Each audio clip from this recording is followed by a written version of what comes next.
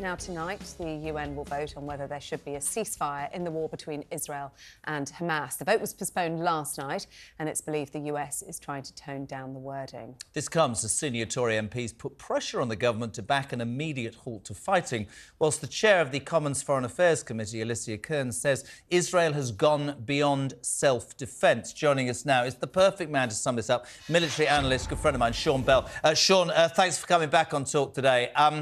Let's just, before we talk about the tunnels and all that, there is no doubt there is growing international pressure on Israel. We saw the Israeli ambassador to the UK refuting a plan for a two-state solution the other day. It feels like there's a shift. Would you agree? Good morning, Jeremy. Good morning, Sarah. Yeah, I absolutely do. I think, as you say, that for me, despite the details, what's actually going on here is that ultimately you need to know what the end state is politically before you drive a military campaign. The West, the UK, the US believe that end state was a two-state solution. But despite expecting a growing air of expectation, that Netanyahu and his team have finally turned around and said, no, we're not in favour of a two-state solution, but they haven't said what they are in favour on. It feels and smells a lot like a one-state solution. And if that was the case, that would put the US and the UK in a very, very difficult position. And that's why the pressure's mounting at the moment. That's why the US and the UK are very uncomfortable. That's why you're hearing growing calls now for a ceasefire to bring this to an end. And there's a growing rift, I think, between Prime Minister Netanyahu and the West over this single issue. And you had the US Defence Secretary yesterday in Israel talking about this and being careful to still talk about Israel's right to defend itself. And yet, when we talk about the next stages and the day after, this huge divergence of opinion, what does the US do now? Well, it's incredibly difficult. I'd imagine behind closed doors now, there's some very difficult conversations going on. And just to make sure that for the viewers, we are crystal clear here. You know, the West has condemned Russia for invading Ukraine because it claims Ukraine has a right to its own self-determination. So how can the US then turn around and say to Israel that it's completely reasonable to go into Gaza and the West Bank and actually take that over? So presentationally, this creates a real issue for the US. They've used their veto, and the vote tonight from the UN Security Council, that should have happened last night. But because the language was expected not to be acceptable again, but it's pretty clear that rather than having the vote and the US just going, look, we're not going to let this ceasefire happen, now they are trying desperately to find a form of words that does work, and that just reflects the growing US frustration with Israel. And it's not about the conduct of the war, although that's concern. It's about this end state and where Israel's aspirations lie. This is why I wanted you on today, Belly, because for me, nobody can take away the genocidal terrorism of October the 7th.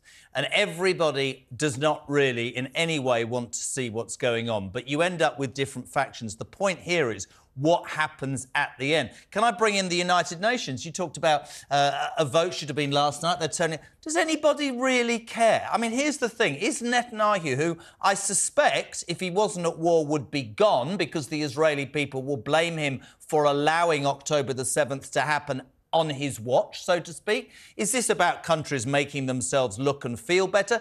Are Israel going to listen to the UN? I don't think they are. Might they not even listen to the US? What? Well, there's two issues there, Jeremy, one of which is the power of the UN. I mean, the UN General Council can simply provide guidance to countries. It has no teeth at all. But the UN Security Council, the 15 members of that, they have teeth. They can impose their will. Now, it would be interesting to see how they'd actually do that in Israel's case. But there is very definitely, if the UN Security Council votes in favour unanimously and the big five do not veto it, then absolutely they can make stuff happen. But turning to your point about Netanyahu, we've got to be careful here. Yes, Netanyahu is being embattled, but his right-wing government, it'll be quite interesting. It sounds like a majority of his the political supporters in Israel are populist. They are keen to demonstrate they've solved the Hamas problem, and the only way they currently think they can do that is through military means and to not a two-state solution. The challenge with that is this has been 80 years of conflict, and that has failed to come to a solution in Israel. And that's why great minds, much greater than I, have decided that the two-state solution, and if you remember Yasser Arafat back in the 90s, he and the then Israeli Prime Minister worked really hard under Clinton's tutelage to find a way to make the two-state work, and they were coalescing around that. They won the Peace Prize for their efforts. It takes really brave statesmanship. The easy option is to keep reverting to military means. It doesn't work. I think the Gaza Health Authority has just announced it's over 18,700 Palestinians and Hamas have died so far.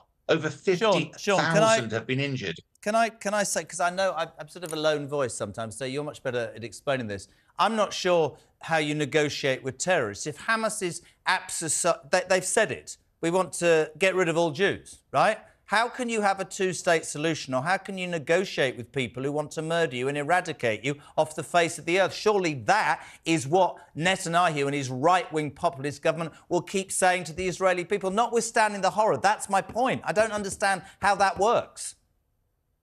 Yeah, so without having a history lesson, I think that one of the concerns is Hamas actually, does Hamas represent the Palestinian people? If you look at the last few years, you live in Gaza, you've had 50% unemployment, your quality of life has deteriorated, politics doesn't seem to have worked, and therefore Hamas has offered hope.